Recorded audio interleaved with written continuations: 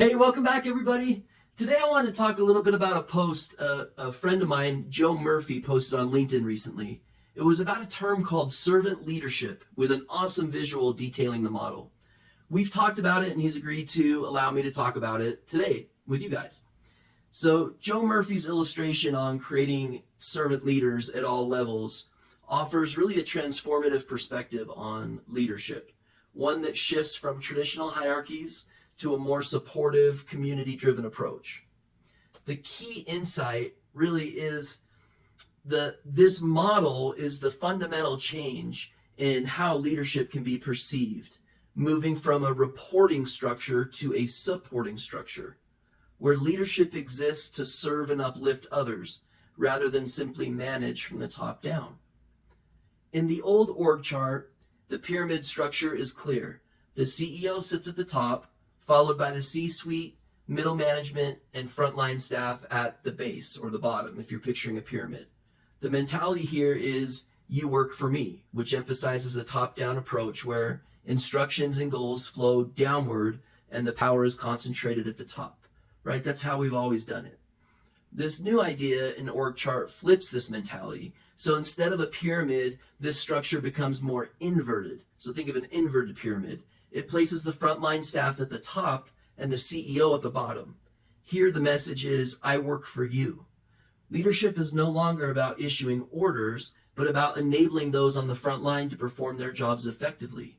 It's a supporting structure where the leader's role is to uplift, empower, and provide the resources necessary for success. This new mindset is further expanded with 10 qualities of servant leadership based on Robert Greenleaf's essay, The Servant as Leader. These qualities form the core values that allow leaders to serve effectively and foster a healthier, more connected organizational culture. Number 1, empathy. Understanding and sharing the feelings of others helps build strong, trust-based relationships. Empathetic leaders are emotionally tuned into their teams, creating an environment where people feel seen and heard. 2, listening. Active listening, taking in the concerns, ideas, and feedback of others, encourages open communication and ensures that everyone feels involved in the decision-making process. Number 3, awareness. Leaders must be self-aware, constantly reflecting on how their actions and words impact their team. This mindfulness fosters a culture of consideration and thoughtfulness. Number 4, healing. You wouldn't necessarily think of this, but leaders who practice servant leadership focus on helping individuals overcome challenges both professionally and personally. By offering support and understanding, they enable personal growth and resilience. Number 5, persuasion. Instead of using authority to dictate actions, servant leaders use influence to guide actions. They lead by example and inspire others to act, creating an atmosphere of collaboration rather than control. 6, stewardship. Stewardship involves taking responsibility for the well-being of the organization and its people. Servant leaders act as caretakers, ensuring their teams have the resources and support that they need to really thrive. Number 7 is foresight. Anticipating future needs and potential consequences allows leaders to make better, more informed decisions.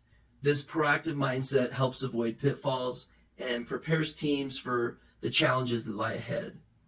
Number 8 is growth. Investing in the development of the team is a hallmark of servant leadership. Leaders should always be looking for ways to foster personal and professional growth in their employees, encouraging them to reach their full potential. There's a lot more potential than meets the eye.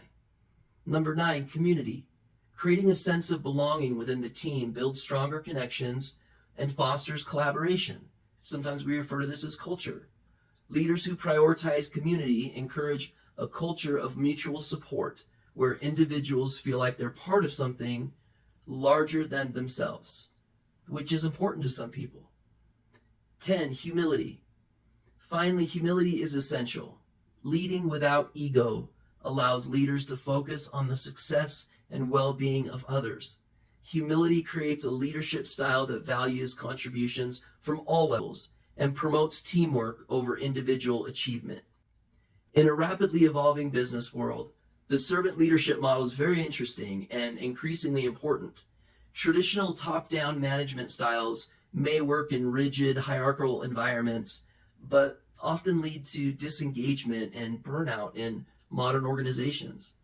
The servant leader, by contrast, creates a more adaptive, inclusive, and resilient workforce. The switch from "you work for me" to "I work for you" is not just a change in wording, it's a paradigm shift that places emphasis on service, growth, and collaboration. This fosters a healthier workplace where innovation can thrive, employee retention improves, and people are more motivated to give their best because they feel genuinely supported by the leadership. So Joe Murphy's illustration beautifully encapsulates the essence of servant leadership, leading with empathy, understanding, and humility in today's world. This model isn't just a nice to have, it's essential for fostering dynamic, agile, and human-centered workplaces. By flipping the org chart and embracing servant leadership, companies can create environments/cultures where people are not only more productive, but also feel more fulfilled, contributing to sustainable success in the long run. Ultimately, a servant leader is someone who views leadership not as a position of power, but as a role of responsibility. They prioritize the needs of others and understanding that by serving their teams, they create more empowered, engaged, and effective individuals. An approach that, over time, leads to greater innovation, satisfaction, and growth for the entire organization.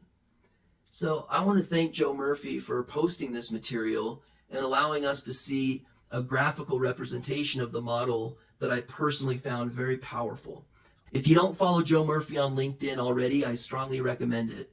I recommend that you follow him. His posts are absolute fire. And until next week, everybody, happy Wednesday. I hope that you're having a great week so far. And if you're not, I hope that it turns around for you and the rest of the week is much better than the beginning of the week. Be the best version of yourself, and I'll see you next week. Bye, everybody.